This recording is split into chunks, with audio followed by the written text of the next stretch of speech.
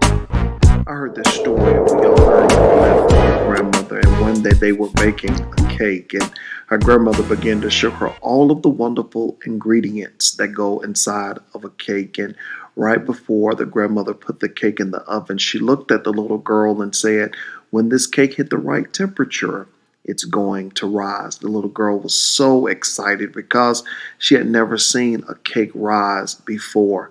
After about 2 minutes of the cake baking, the little girl ran to the window and said, "Grandmama, Grandmama, the cake is not rising. Something must be wrong." The grandmother looked at her and said, "Baby, don't worry. It's going to rise." After about 4 minutes of the cake baking, the little girl ran to the window and said, "Grandmama, no, something is terribly wrong with this cake. It's not rising." The grandmother looked at the little girl and said, "Baby, don't worry. It's going to rise." The little girl forgot to go back and look, and after about an hour, she remembered, ran back to the window of the oven and looked in, and a smile filled her face, and she was so happy. She said, "Grandmama, Grandmama, the cake is rising." The grandmother took the cake out of the oven and let it cool and began to ice the cake, and the little girl was watching with so much joy in her eyes and in her heart.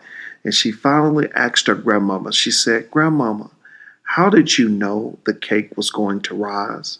The grandmama looked back at her and said, "Baby, because I put something in it to make it rise."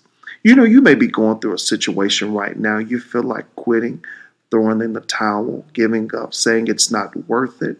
I want to let you know that down in your heart is something God put in you to make you rise out of this. You're going to come out of it because just as that grandmother put that ingredient in that cake, something is woven down in the reservoir of your greatness that will cause you to rise and come out. Keep going. Don't quit.